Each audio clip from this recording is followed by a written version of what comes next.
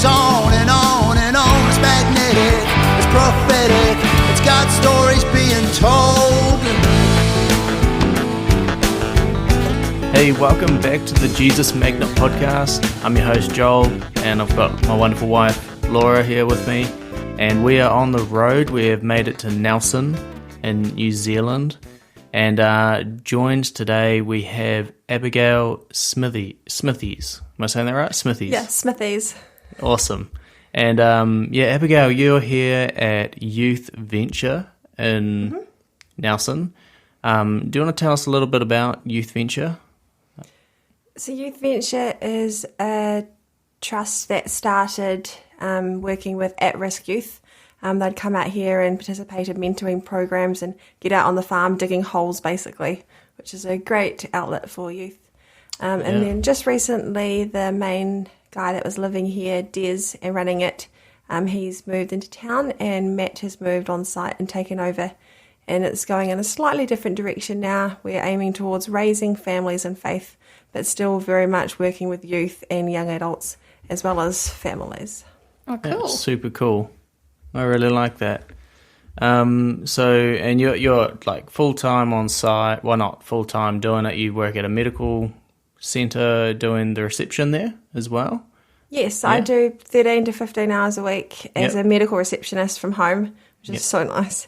And then the rest of the time I do a lot of volunteering for Youth Venture, a lot of event organising and all sorts of different things. That's so cool. And you've got mini horses here. Yeah. Yes, I've got 2 miniature horses, which everyone loves, and do cart rides and pony rides, and may or may not run them off the side of my bike sometimes down the road. When we're driving past them on the way here, I'm like, they're not much bigger than the sheep they're next to. No, not at all. Like, there are dogs that are bigger than them. Wow. Yeah, wow. And you're quite into your horses as well. I'm sure we'll hear about that in your testimony a little bit with your horses that you were telling us about, or... Mm-hmm. Yes, I used to be into horses in a big way. I still really love them. Yeah, awesome. Let's just get into the crux of your testimony. You can start wherever you want. Laura and I will jump in and out with different questions and get you to expand in different areas. But the floor is yours. Let's hear your story. Awesome. So I suppose it starts when I was a kid, because that's where all good stories start. So when I was really young, life was great. I had a few younger siblings. Nothing dramatic happened. And then when I was probably like 5-ish, I developed severe eczema all over my whole body. And it significantly impacted my quality of life. And that it just started and gradually got worse and worse and worse. When you were 5? Yeah, so about 5 onwards. I don't remember exact dates or anything because I couldn't remember much. Yeah. And when things are a bit traumatic, then you kind of don't remember them anyway. So I don't remember the exact age, but I think it was about 5. Yeah. So eczema causes itchiness and rashes, is that right? Yes. So basically I would have rashes over almost my whole entire body. The only thing that didn't have rashes were the soles of my feet and my face. Wow. And they'd often bleed, though, incredibly itchy, and they'd just be weeping open sores covering my whole body. So my clothes would stick to me. And it's pretty crazy because people often think of eczema as just a rash in your elbows or behind your knees. Yeah. But when it covers your whole body, it's so much more than that because it affects every single part of you. Yeah, wow. Okay, so, and that only started when you were 5, is that right? Yeah, roughly. Okay, why did it crack in just then and none before that? Any idea? I'm not sure. That's just when it started to come out. Yeah, well, when I was a small kid, it just started, and I assume it just got worse and worse. And then it was at its worst when I was about 7 or 8. Okay. And that was when it was significantly impacting my quality of life. Yeah. And everything I could do. Yeah, make it hard to do things. Yeah, really hard. Anything, really. I remember I'd be like lying or on a couch or sitting on a couch reading a book. And then I'd have these weeping sores behind my leg, and the blood would dry. So my leg would be stuck bent. And then when I would stand up, the skin would tear and it would start bleeding again. So sometimes I just walk around with my arms and legs like all bent up. Wow. Just because it was really painful to open them and...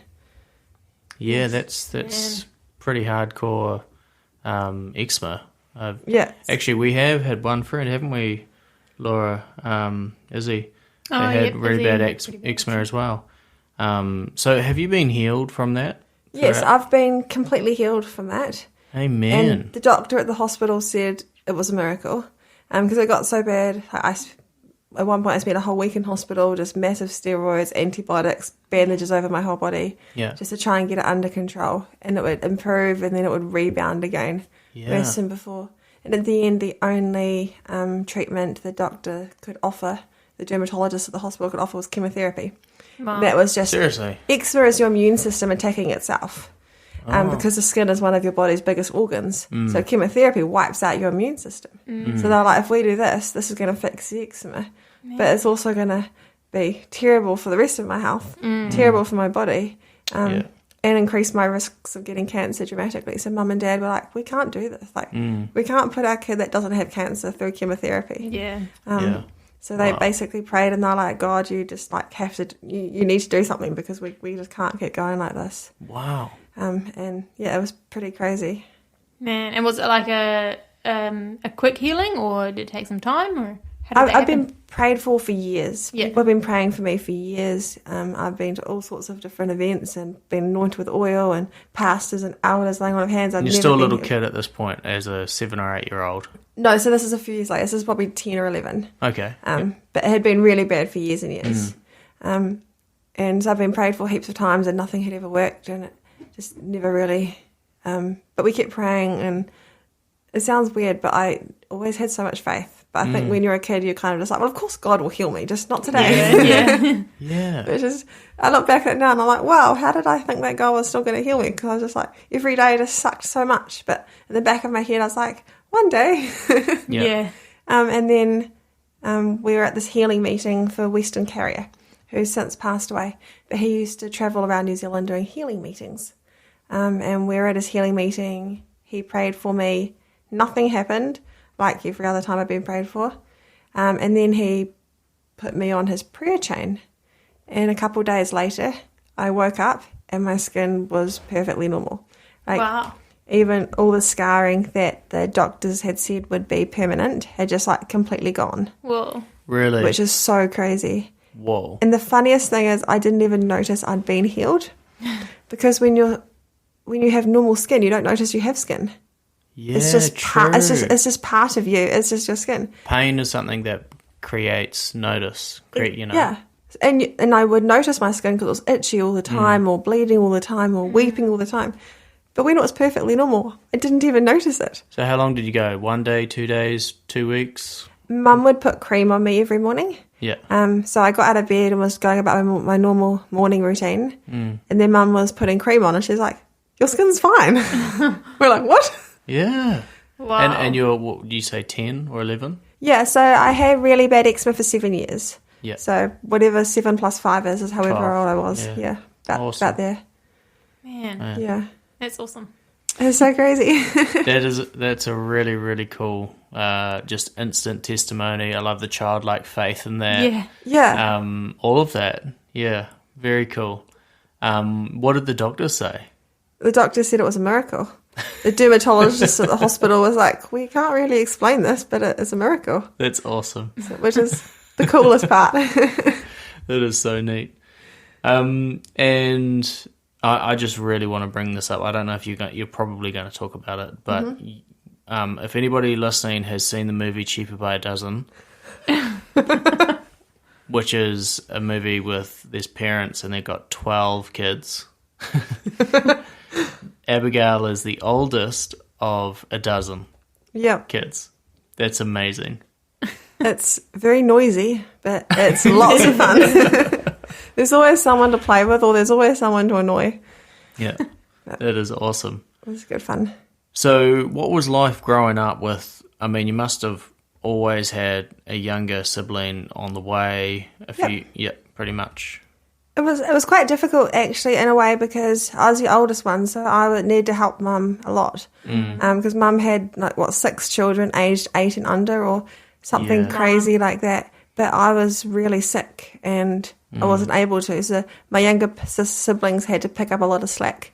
And Mum had to put cream on me and take me to hospital appointments, and I got a lot of attention and things that the other younger siblings didn't necessarily get. True. So it was kind of an interesting dynamic. Yeah. But it was great fun because there's always someone to annoy or someone doing something interesting that you could join in with. So would you say that you more or less grew up a little bit faster than probably the average child, because you had to be the babysitter sometimes, and I mean, it's all good stuff. Yeah. I mean, you're still with your brothers and sisters. Yeah. But your responsibility was far greater than probably the average child growing up. Yeah, I would say definitely that sense of responsibility is very strong. But then I'm a responsible person anyway, so how much of that is because I'm the oldest of 12, or how much of that is because I'm a responsible person? True. And you have a huge capacity. You go to how many different Bible studies throughout the week? There's one on Monday, one on Tuesday, 2 on Wednesday, and 2 on Thursdays. So sometimes I have to alternate weeks, 1 week at one and 1 week at the other. There has to be a correlation between the amount of Bible studies people go to and the amount of siblings they grew up with. I am convinced. Or the number of horses they used to own. That's true. Yeah, you said, was it you sold 60 throughout the year? Was it, or 90 or something like that? At the peak, I was selling on behalf about 65 horses a year when I was running my horse business. Yeah. But I'd have a lot more come through than that, because a lot of horses, I'd break them in and they go back to their owner, they wouldn't be for sale. Okay. Or they'd send me their horse and they're like, can you teach it to jump, or can you ride it down the road past trucks, or whatever they wanted. Have you seen Heartland? Heartland. I started watching, but it's really cringy if you know lots about horses. So I got frustrated and stopped. Yeah, that's the extent of my horse knowledge right there, that show.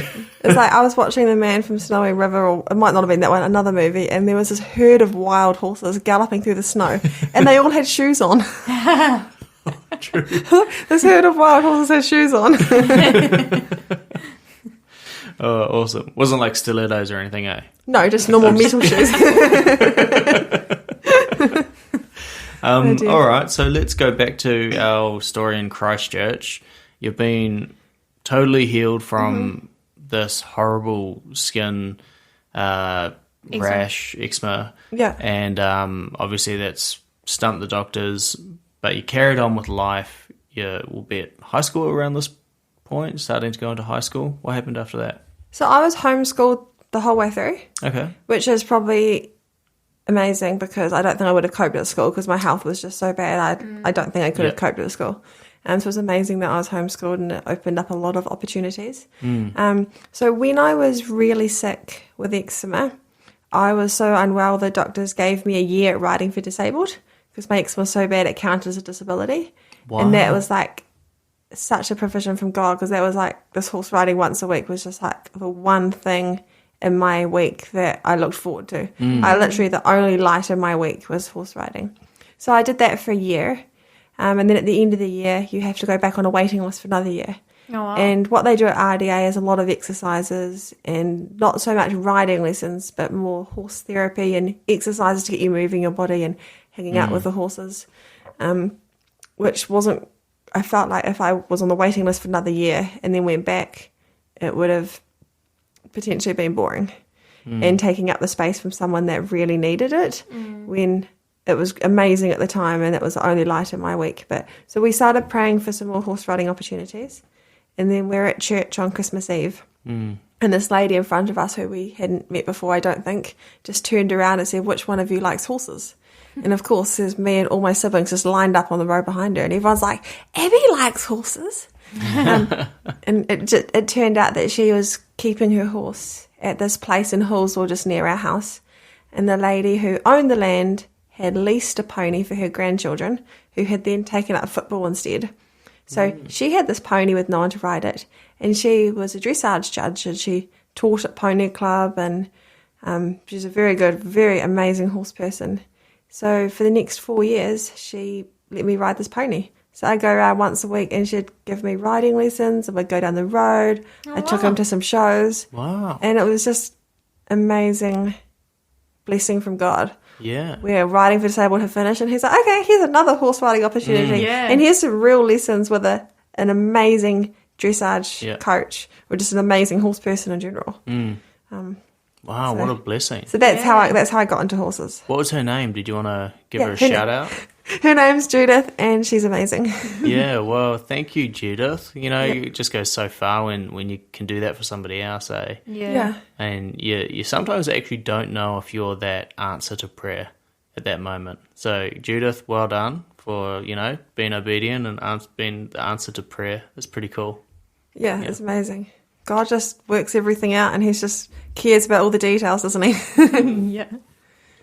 Absolutely. So, what happened after that? So, you're highly involved in your horses. You had this pony that you went once a week. Yeah. So, you were from 5 to 12. You had the eczema. Yes. Broke out from the eczema, and from 12 to what age were you riding this pony? Yeah, so I rode him for 4 years, so probably 8 to 13 or 14. Yeah. And then he got quite old, so Judith found another horse for me, and she leased him so I could ride him. So then I started riding him. Seriously? Yeah, she's so amazing. Wow. So I started riding him a bit more often and doing a few more things, which was really cool.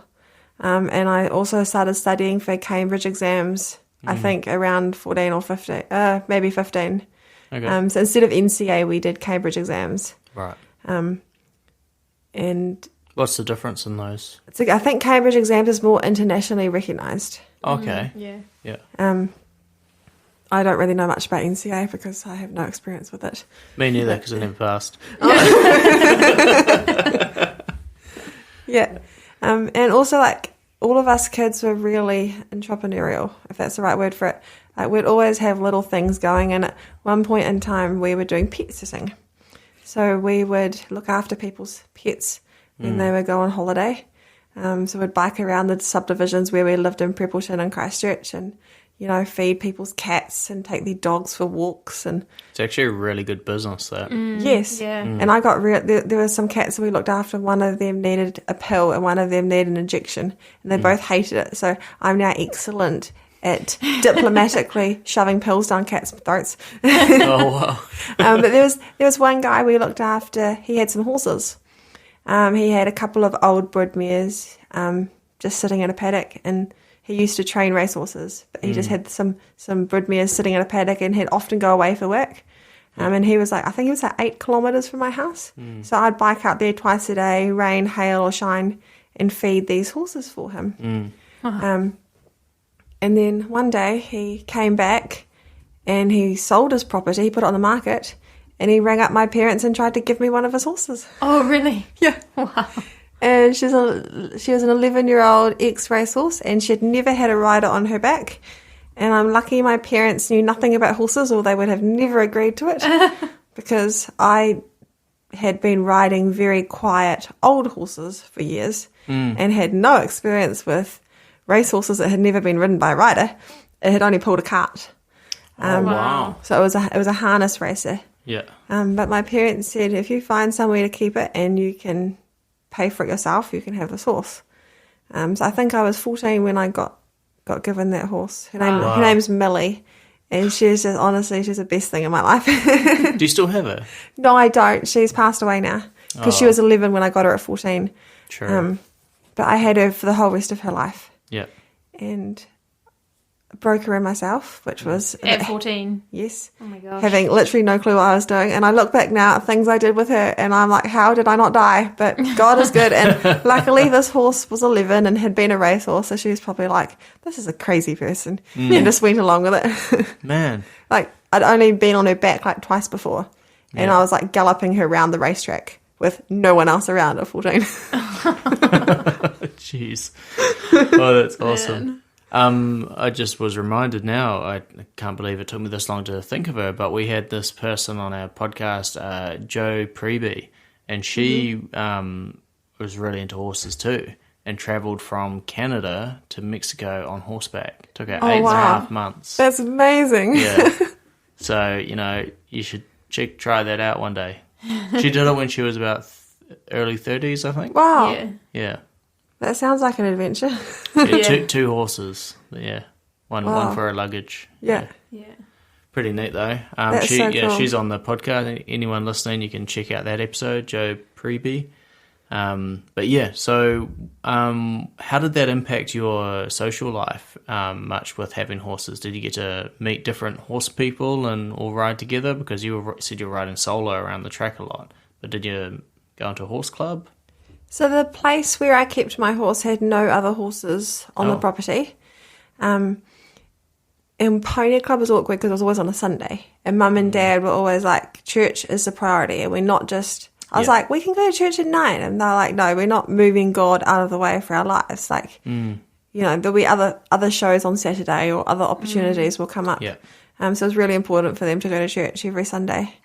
And yeah, so I'd just take up any opportunity that I could to take my horse out there. And the first few times I took her out, I literally had no clue what I was doing. Sometimes I struggled to even get her in the float. And my poor father, who was towing our horse float with our 11-seater children's van. Yeah, it doesn't probably need to be a bit gruntier, eh? Yeah, probably the old 2-litre petrol. You know, flat at 80 kilometres an hour. And then this horse in the back that I really had no clue what I was doing with. But yeah, took her out to a few shows and convinced Dad to get up first thing in the morning on Saturday mornings and go out. We didn't go to heaps of shows, but I did a few, like the local AMP show. And so what do you do at those shows? it depends. Some of them are jumping, some of them you just ride around in circles basically, and they judge which horse has the best conformation or the best movement. Or which is the best rider, depending on what class you've entered. Or dressage, where you're in an arena and you've got to perform a series of movements in a set pattern within the arena. Or endurance riding, where you've got to ride a course over 10, 20, 50 kilometres. Yeah. And ride the right course and come back with your horse having good heart rates and still being sound. So there's all sorts of different things. And I tried everything. Yeah, good on you. So did that develop a sense of achievement, like courage in you from that early age, being able to almost conquer that? Well, I wasn't scared, so I didn't have to overcome fear. But for me, it was just like, I just loved horses, and horses had always been my outlet and my safe space or my happy space. And just having my horse where I literally could do whatever I wanted with her.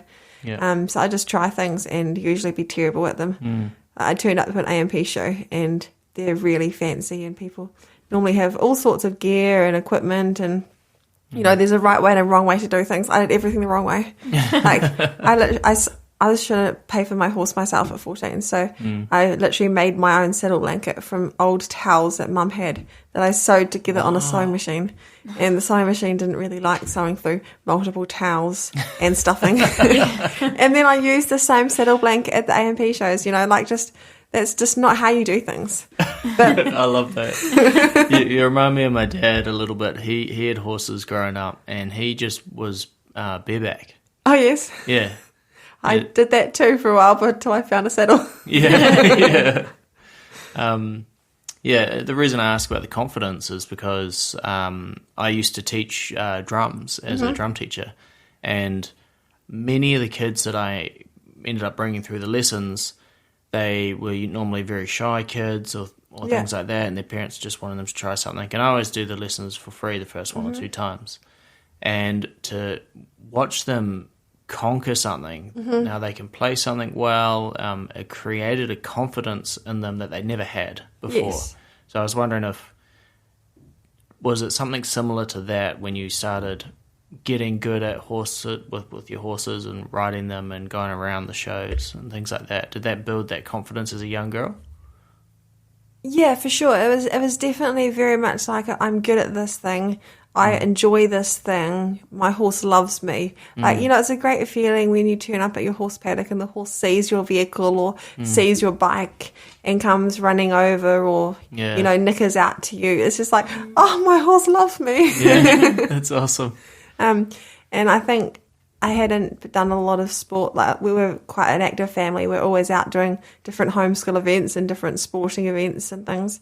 And I often found it quite difficult to participate because of my health.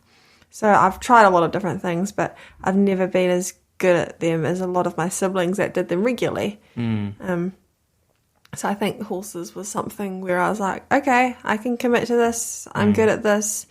And when I would go to a show, I would realise I was not good at this compared to everyone else.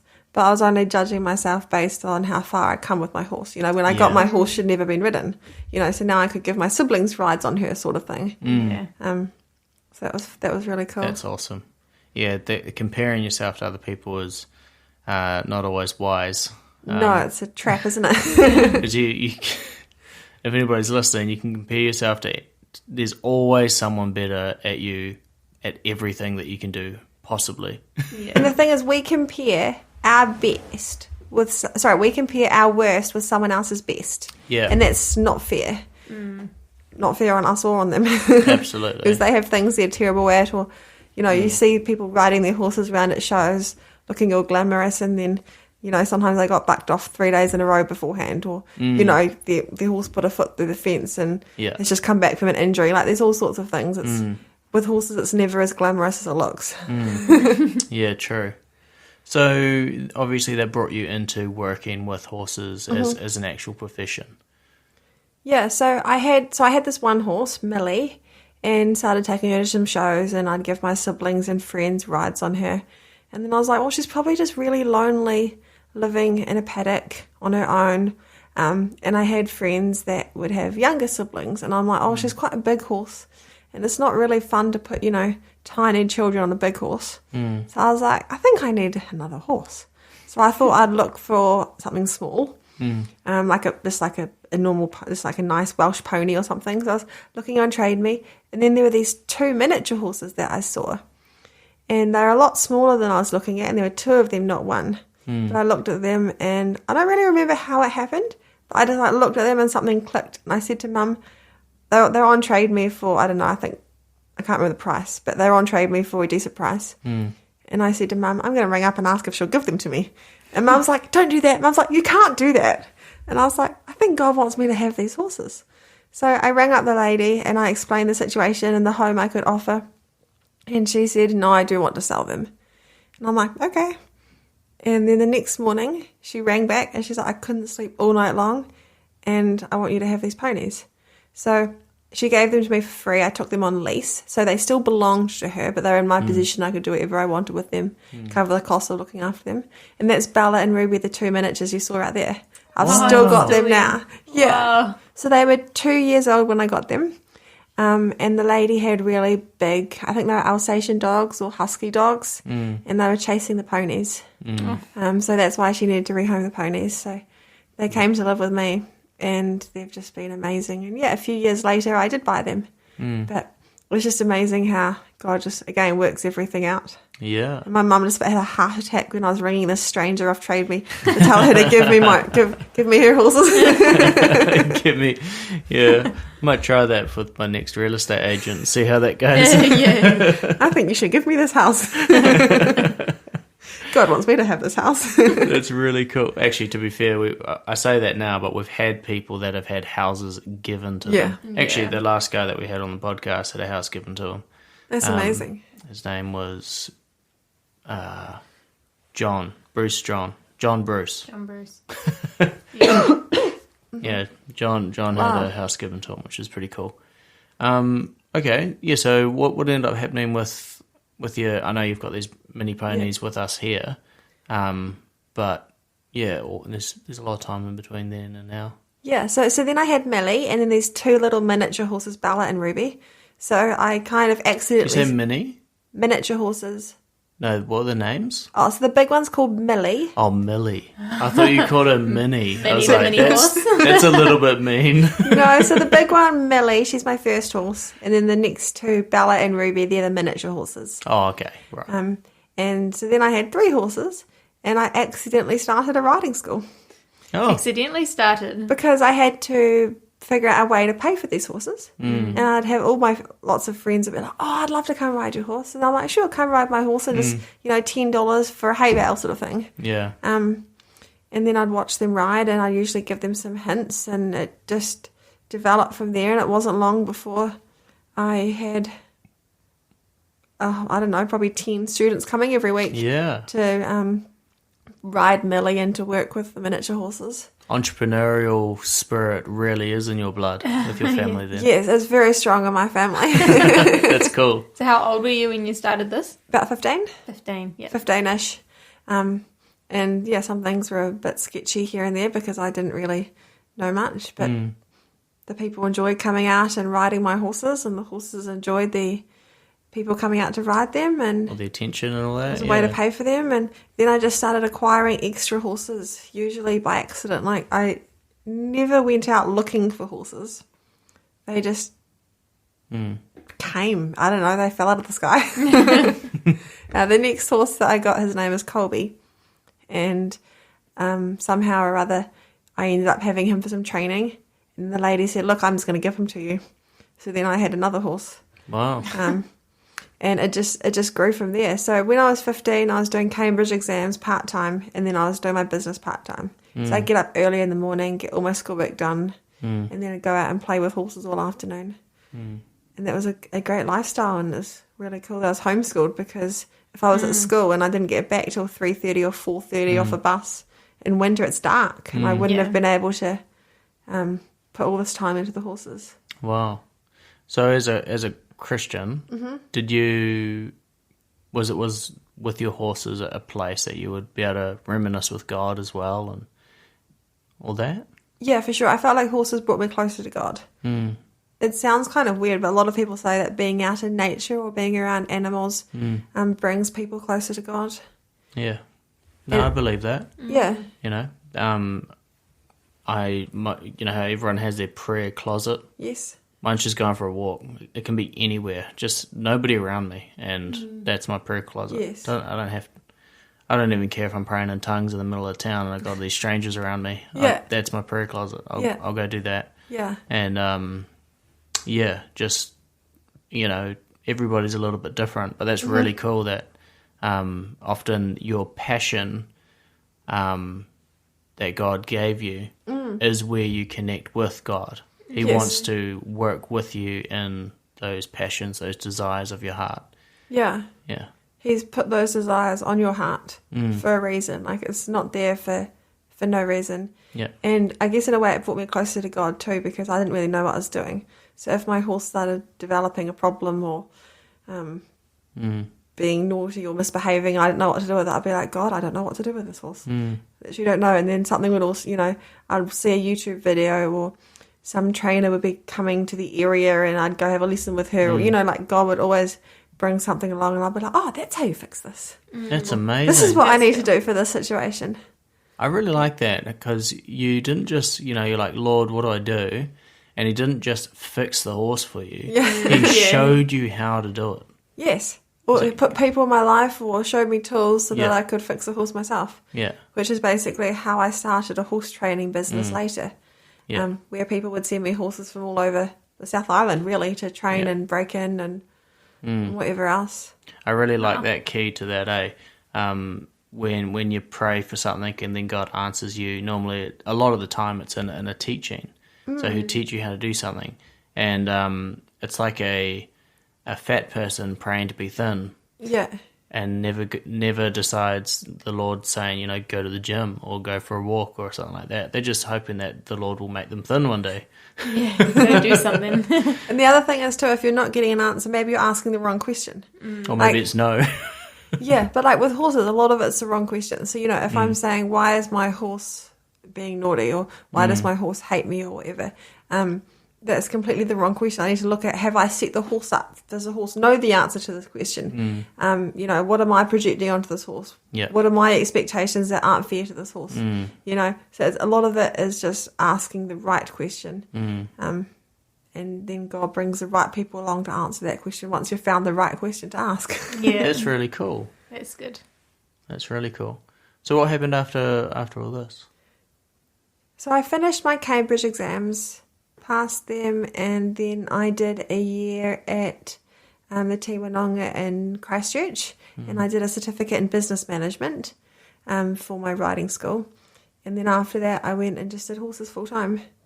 And it grew really quickly, and I ended up with people sending me horses from all over the South Island, and it dramatically increased until I had about 30 horses. I think though, if we just go back to the eczema, when I was healed completely physically, but I wasn't healed emotionally. And there was a lot of like emotional trauma that I carried that I didn't even know I had, and I didn't know how to process. So when I was a kid, I was really shut down, because shutting down is a really great coping mechanism when your life literally sucks and is painful every single minute of every day. So then I just threw myself into horses, and I was so busy, I just filled my life with horses and just poured myself out for these horses as a way of, I don't know how to explain it, but it was as a way of coping from this trauma that I carried in my brain that I didn't even know I carried. I was just like, I love horses. But I could never not do like horses. to draw your focus away from the trauma. Yes, but I didn't even know I had it, which is the interesting thing, because I was just so shut down. And I don't remember how old I was, but I remember there was one point in time when I think it was Christmas Eve, and all the kids were super excited and like bouncing off the walls as small kids do. And I remember saying to Mum, I was like, I don't feel happy or sad anymore. I'm just always the same. And I think that was quite a pivotal moment when I look back on that years later. I was like, wow, that's how shut down I was. I was never happy or sad. I was just always just existing. And I was probably not very old. Like I was probably 7 or 8 when I said that, but I don't remember the exact age. But then I think horses was my coping mechanism, and I was really good at it, and it provided a lot of validation that I needed at that time. But I threw myself, as soon as I finished all my study and everything, I just threw myself into horses in a really unhealthy way. I stopped going to church because I had to go to horse shows, because you can't be a good horse trainer if you're never competing, and all the shows are on Sundays. So I stopped going to church, and I would just literally get up in the morning, ride horses all day, get home, send out my invoices and go to bed. So some days I'd ride 10 to 20 horses in a day. And then the many hours you spend looking after them as well. Like sometimes it'd be the middle of winter and I'd be up to my ears in mud, picking up horse poo with hay down my neck. And I'd be like, this sucks. But then other days you're galloping down a beach and you're getting paid to do it, which is the most incredible thing ever. Yeah. Did you find it was more like 1 degree off from compromising, maybe to not go to church, and then did that lead to not being in prayer with the Lord and not spending time with God as much, or was it just church that you left out? I was always a Christian. Like I was never not a Christian, but I was just definitely not like being super close with God. I was like, yes, I believe God exists. But you distance yourself from Him. Yes. And I think also when I was a kid, we did scripture exams and it was just like a non-negotiable. You read the Bible and did this and did that. So as soon as I had a choice, I was like, well, I don't really want to read the Bible right now. And I'm sure God would rather I didn't read it as opposed to read it and hate it. So I didn't. And just put everything into the horses. And I was quite good at the horses. So people would send me horses that other people had tried to fix and not been able to fix. And it's just amazing what just time and listening to the horse will do. And that was, I think I ran my business for about 7 years in total. I'm just trying to think of what point in time we're at the moment. So I suppose at the peak of my business, I had about 30 to 33 horses on the property at a time. And I'd have horses coming and going almost every day, shows every single weekend. Sometimes I'd have 2 or 3 different horse shows in a weekend. Wow. I had people come for riding lessons. We did pony parties. I broke horses in, sold them on behalf, like a real estate agent for horses. And then I met this guy, and his name is Jason, and he had an Asian girl that went to Lincoln University who wanted to have a horse and wanted to keep the horse on his dairy farm. And he had no knowledge at all about horses. So I ended up hanging out with him a lot, telling him you need a paddock that's this size and, you need this sort of grass for the horse to eat or this much hay for the horse to have and this much water. And then, I bought a horse and put it on the property. But in where she'd been riding horses in Asia, she hadn't really learned how to look after them. She'd just been taught to ride them. So then I would give her riding lessons and teach her, how to tack up a horse and how to lunge a horse and all the things that go into horse ownership that isn't necessarily just riding the horse. So I ended up spending a lot of time on his dairy farm, and we started dating. So I think I was 20 when I met him, and we started dating just before I turned 21. So let me get this straight. The Asian girl, she was one of your other friends that got into it? Or No, so I'd never met her before, but she knew Jason. Right, And she'd approached him to put the horse on his dairy farm. Oh, okay. And then he knew my family, and he was like, I need some advice because I know about cows and not about horses. Yeah, true. Yeah. I've always wondered why they never rode cows. I know they do, bull riding, but yeah, why not cows? I guess they're just not that way inclined. Have you seen cows run and how awkward it looks? Can you imagine trying to ride that? Well, my whole train of thought goes from the idea of they're called cowboys and they ride horses. Why are they not called horseboys? Because they're riding horses to wrangle cows. Oh. True.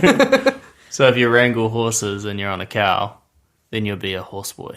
Potentially. Okay. And some people, if you YouTube it, there are people who do ride cows, but they're just not built for it, and it just looks so awkward. And Oh, it's actually a thing. some people do, because they, I don't know, live on a dairy farm or something, and their parents won't let them get a horse, so they just tame one of the cows. Oh, wow. I tell you, that would just be the funniest thing to witness.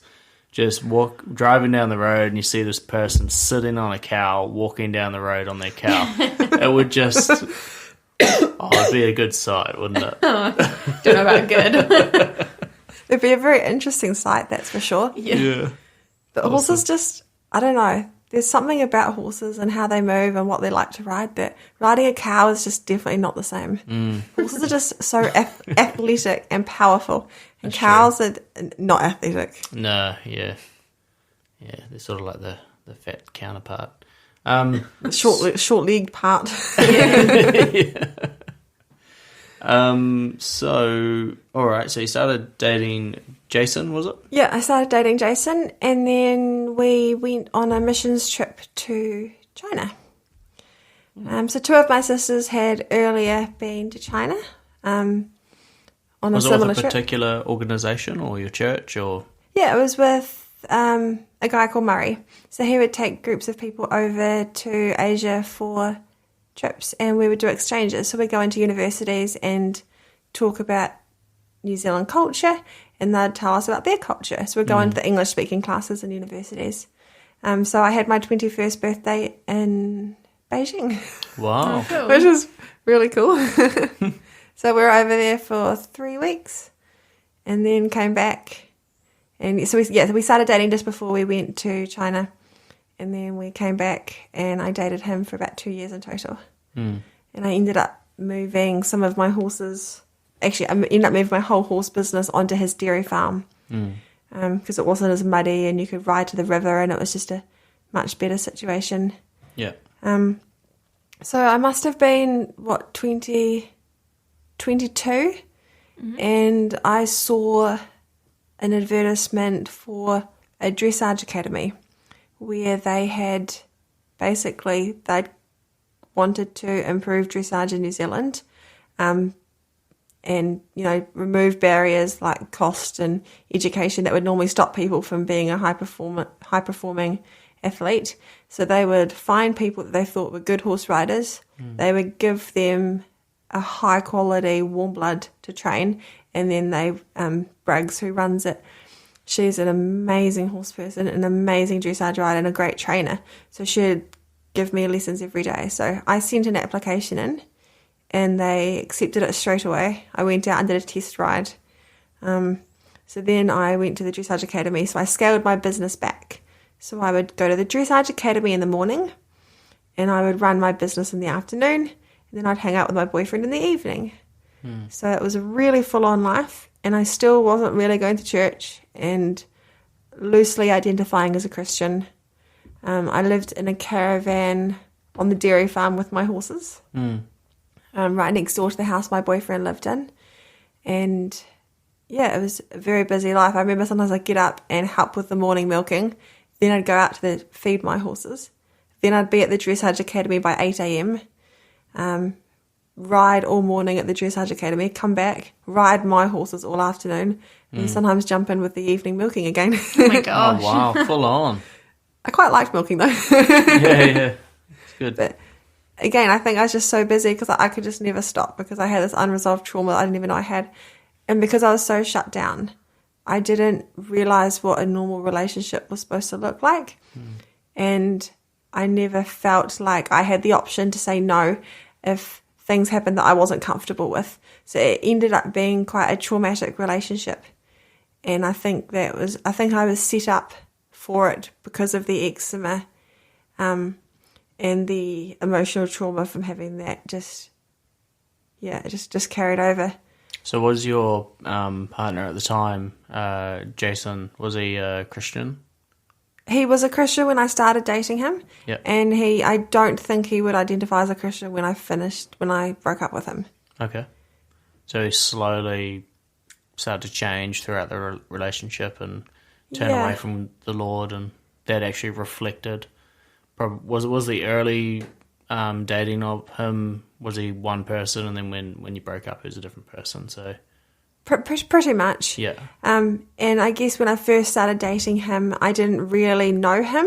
So always, as you get to know a person, your perception of them changes. And I'd never been in a relationship before, so I didn't know I had no expectations.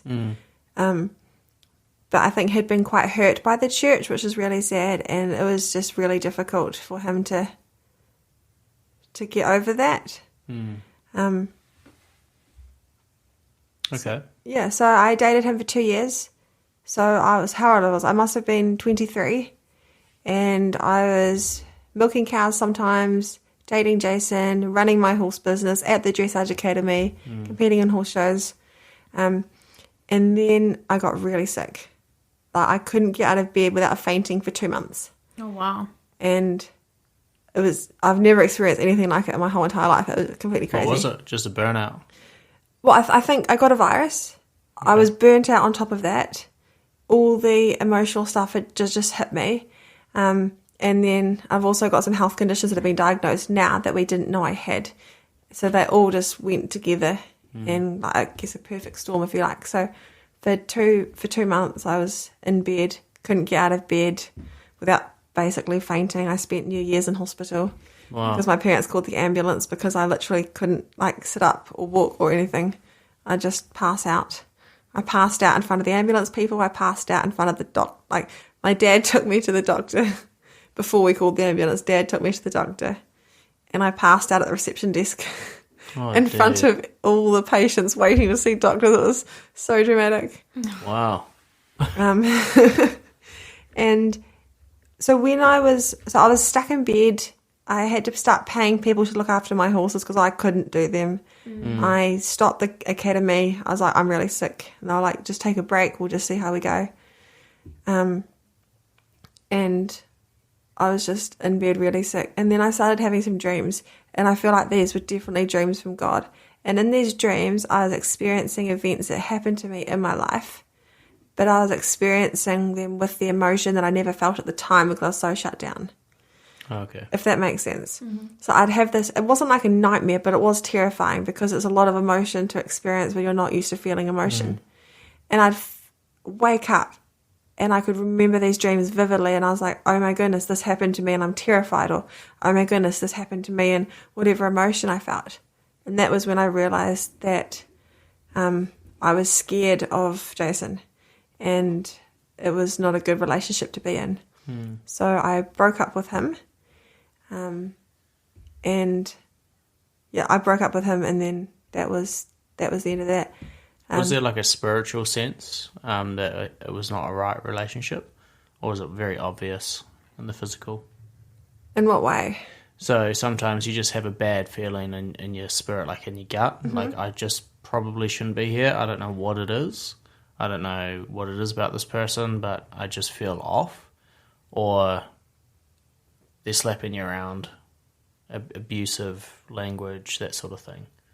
No, I think I'm a very intuitive person, but because I was so shut down, I would never listen to my gut feelings, so much so that I stopped having gut feelings about things. But then it was also like hard. Yeah, it's quite hard to explain. I think I would have had gut feelings, but Sort of numbed that. I just numbed it completely, so I didn't feel anything. So I wasn't happy and I wasn't sad, sort of thing. So I broke up with him, and my health wasn't improving. And doctors are like, we don't know what's wrong with you. They're like, we just think you probably have chronic fatigue after having a virus. And I was like, surely not. And I decided that I needed to have a completely fresh start. I started being a lot closer to God because of these dreams and things that happen. I was like, my life is just like completely crazy, and I just can't keep going on like this. And I love serving. And with the horses, I just served the horses. So I literally poured my life out, making these horses in my care. Never wanted for anything. If I had to be out there at 11 o'clock at night feeding them or changing their rugs if it started raining, I'd do it. Like anything, I just pour myself out for these horses. And I was like, what if I could do that for people? What if, like horses are amazing and God's given us horses, but people are eternal and people are forever and horses aren't necessarily. So I wanted to do something that would invest in people. So I'd just broken up with my ex. I was unable to get out of bed, and I was like, I just want a completely fresh start. I told the academy that the doctors thought I had chronic fatigue and I wouldn't be able to continue. I sold all my horses, and then I saw an advertisement for a job at Greenwood Health in Motueka on Trade Me for a medical receptionist. And I've never been a medical receptionist, but I saw that job and something inside me went, I think I'd be a good medical receptionist. So I sent an application and literally did my CV, worked on 10 or 15 minutes at a time in between sleeping because I was just so unwell. But I was like, it was only a part-time job, and I was like, I can just sit down, answer phone calls, go home, sleep, and then come back and do it again. Yeah. And I've got grandparents and cousins up here in Nelson. So I was like, Nelson would be a nice place. It'd just be nice to get away from Christchurch and have a completely fresh start. So I sent my CV in, and a few days later I got asked for an interview. So we did a Skype interview, and the Skype broke like 10 minutes into it. So we ended up doing a phone interview, and they'd had lots of people apply, but they gave me the job. Wow. And I believe that my boss said she'd even had people in to do practice days or in-person interviews, and she still gave me the job, which I think was amazing because it can be hard to find jobs in Nelson. But God just totally gave me that job. And I asked my boss later why she gave it to me, and she said, I just had a good feeling about you. And I'm like, well, I'm so glad you did, but that's not normally why you'd hire someone. Yeah. It's like that favour of God just all over you, eh? You know? Yeah, he was just like, this is where I want you to be. And my grandma found me a lovely Christian flat, and I moved up to Nelson. So in literally 2 weeks, packed up my whole life, drove up to Nelson. I wasn't even well enough to drive the whole way up here, but a really nice friend offered to drive me up. So he literally drove up with me, turned around, drove back down again. Wow. Which was just amazing. And That's really cool. So cool. It's cool when you're, you can ask God sometimes, which way do you want me to go? Yeah. And he'll normally make whichever way it is really easy. There's a great picture that I've been told a couple of times, and it's you got this a cyclist and he's biking, and he's got the wind against him. Yeah. And it's just blowing and blowing, and it's really hard work. And then this amazing thought comes into his mind and goes, you know what? I'm just going to turn around the other way. And now the wind is with him. Yes. And it's making everything so much easier. The energy used is way less. And that's how God is, I find, a lot of the time. Yeah. Sometimes we're like, why is what I'm doing just so hard? And then sometimes it's not, we're going upwind. We're fighting God's plan for us. And then when we go downwind and the wind is now with us, it's not that the wind's changed. Yes. It's us. Yes. And we're actually going with God and his plan, and everything becomes easier. And that sounds similar to what would you say how it was when you moved to Nelson? Yeah, absolutely. Just everything fell into place. And I didn't, hear a booming voice from heaven saying, you shall move to Nelson. But it was just like, I'd just be trawling trade bear, and then that job would pop up. And I was like, I think I'd be good at that. So I just, everything just fell into place. God's hand was just in everything in an amazing way. Yeah. So I moved up to Nelson, sold my business, packed up everything, 2 weeks, moved to Nelson. And at the start, I just loved my job. And I'd just come out of a place where I'd been doing horses like crazy. I'd started having these crazy dreams. I'd been really unwell. I'd been in this traumatic relationship. And I was like, well, I don't think I'm good at anything. I was like, I'm not a creative person. I'm just not good at anything except horses. And I'm too sick to do horses. So I felt like my identity was just crumbling. But I loved my job. I felt like I was helping people. I discovered I was really good at it. I really enjoyed it. A patient would ring up on the phone. They never ring when they're having a good day. Like if you're ringing the doctors, you're like in pain or you're really unwell. You just never ring when you're having a good day. And I felt like I could make their day better for them by booking them an appointment with a doctor or listening to them rant for 10 minutes about how terrible, I don't know, whatever life is. And I just really, really enjoyed that. It was always really busy. There was lots to do. And I finished at 1:30 every day. So I'd drive to work. I lived in Stoke and worked in Mott, so it's like a 45-minute drive. So I'd drive to work, have worship music playing the whole time, talking to God. It's a special time. Drive home from work, and then I'd just be so exhausted and unwell, I'd just sleep all afternoon. Wow. So for the first few months in Nelson, I'd just sleep all afternoon and all night. And then the lockdown happened just after I moved up here, the first lockdown, which is great because I had no obligation to do anything social. So it was basically like permission from God just to work and sleep, and work and sleep, which was great. And in that time, I just, really settled in Nelson, and it was like recharging time. And I started figuring out or realizing I was having more of these dreams, and I started realizing the extent of how shut down I was and the trauma that had happened to me with the eczema and everything else. And that was when, God and I just like sorted out a whole lot of stuff, and I just started opening myself up to feel again, which is like, sounds crazy, but it's like risky, but it's beautiful because emotion's what makes us human. And, the ability to feel happy or feel sad or feel empathy for someone, that's beautiful. Yeah, you got to be vulnerable. Yeah. Yeah. And vulnerability is a risk. Yes. Because it comes with, high reward, but high risk as well. You can only fall in love if you make yourself vulnerable. Yeah. And that's what the Lord wants. He's like, open up. Yeah. And, let me in, more or less. Yeah, well, he wants us to fall in love with him, so we have to open up to him. Yeah. And I discovered that with horses, when you're shut down, you can get good results out of a horse because horses don't understand emotion. So if you're a really emotional person, horses find that hard to manage because that's not how horses are. If a horse comes too close to them and they don't like that, they'll kick them and then they'll graze beside them happily, 5 minutes later. Like, they don't hold grudges, and they're not typically prone to angry outbursts. So they don't understand that in people, and they find it quite difficult. So if you're shut down, you experience no emotion, you can get a lot better results from horses. But then there's also a point where if you want to have a really deep relationship with a horse, where you're both on the same level, you can't have that if either party's shut down. Yeah. And I was listening to the Warwick Schiller and a lot of his podcasts, and he was going down this crazy direction from being a horse trainer where you have strategies to make the horse do what you want the horse to do.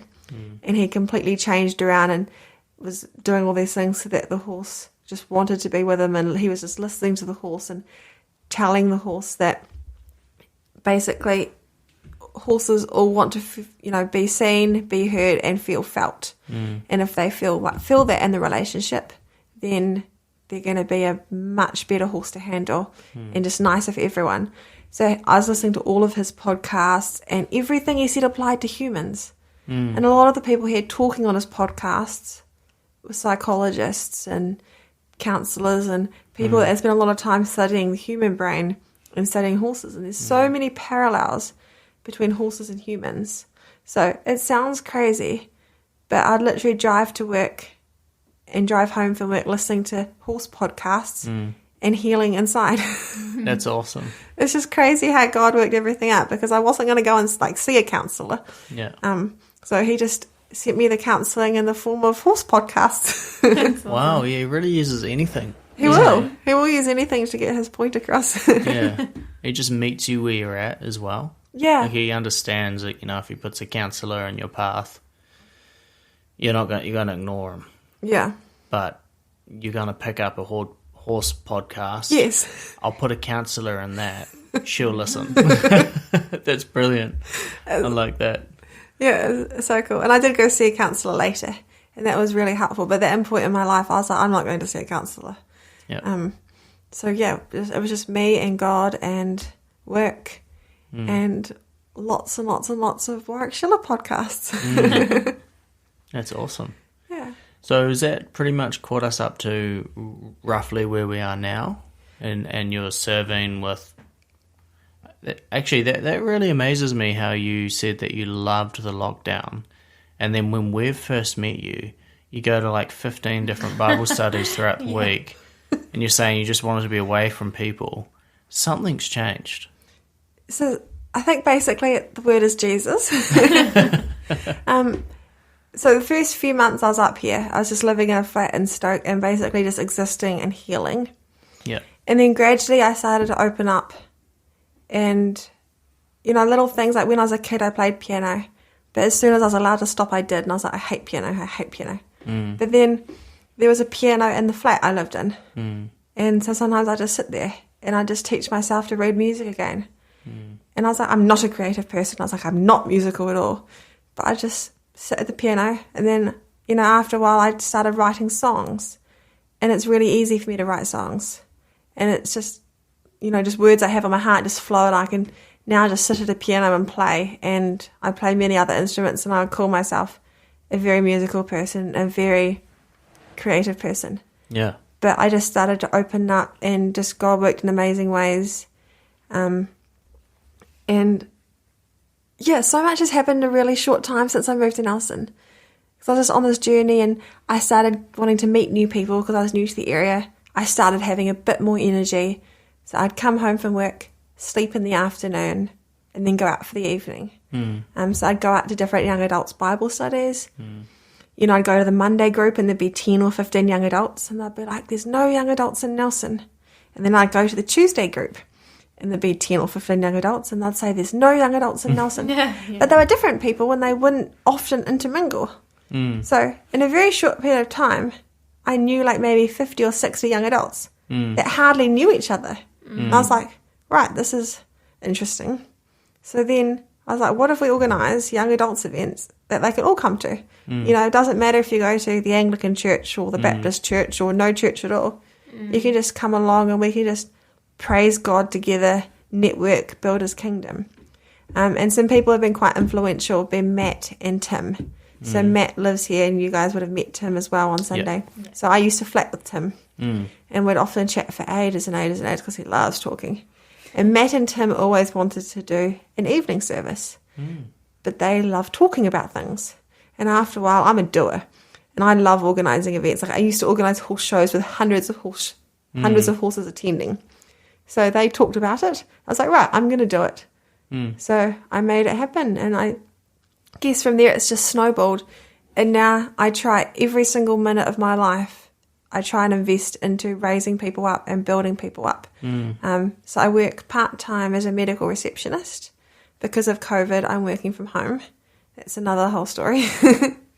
And then the rest of my time, I'm working with Youth Venture, organising young adult events, going evangelising on the street, giving out food boxes. Yeah. So many amazing things have just snowballed from that. Yeah. Wow. That's awesome. And is that roughly where... So that's pretty much how we met. So yeah. I'm assuming that's roughly Yes. Where we're caught up to today. Yes. Because we messaged you on the Facebook, what's it called, Christian Events, Nelson? or something? Nelson Young Adult Christian Events or something like that. And Abigail was on there. She's the admin for that. So we messaged, and you're super keen to join us on the podcast. And you're such a lovely person. I love how you've tied God in through trauma. For example, you had the eczema, and from that, God, if you had never had that, you might have never got into the disabled horse riding. Yeah. So God, is that a blessing or a curse that you had the eczema early on? Long run, you've got this love for horses that you might have never had, and God might have known that you would have never gone that path. So not that he caused the eczema, but allowed it, and using everything for good. Because the Bible says that, doesn't it, Laura? Yeah. God uses all things for good for those who love him. Yeah. Yeah, and I think too, I don't regret anything that's happened to me in my life, because now I have a really wide understanding of people that are shut down or people that have emotional disturbances, and I've got a lot of tools from horse training to deal with that in people and in horses. And the healing that can happen to people and horses through that is remarkable, and I would never have had any experience with that without it. Yeah, come So on. I don't regret any of it. In fact, I don't even know what God wants me to do with that in the future. Yeah. But it's like a watch this space. Yeah. I'm almost certain that where there's another testimony coming from where you're at now. Oh, for because sure. God's put this rest in you, this restoration, this drive and thrive to do what you do now. Yeah. And this amazing ability to coordinate so many people together to come on, let's worship the Lord together. Yeah. It doesn't matter where you're from. Yeah. That just doesn't actually happen in a lot of towns. Yeah. No. It's really rare. So it's also it takes a unique person to step out and do that. Very, very cool. Laura, did you have any questions? No? I want to ask some advice for anybody that might be going through a similar scenario throughout your life. Maybe they feel like they don't know where to go in life. Would you suggest either horses or getting into something that God can connect with them? Whatever it is, it could be horses, it could be speaking in tongues just away from people is what I do. Could be mountaineering, that's what Laura does, to get close to God. Yeah. Is there any advice that you would give somebody listening to this podcast going, I feel distant from God? What can I do? What's some practical stuff that you would advise? My biggest suggestion would be just to step out in faith. Like if something's like, God reveals new things all the time. Like if your life or your walk with him is stagnant, then you need to do something. Because usually it means it's because we have put God in a box and we have limited God. God doesn't limit God, we limit God. So my best advice would be step out in faith. And you don't necessarily have to know what direction you're going in, because I find a lot of people, myself included, I'm going to wait until I hear from God where he wants me to go and then I'll go. But what I've found is you have to just step out, whichever direction. Just pick a direction and step out in faith. And he'll honour that, because if you step out wholeheartedly seeking him, you will find him.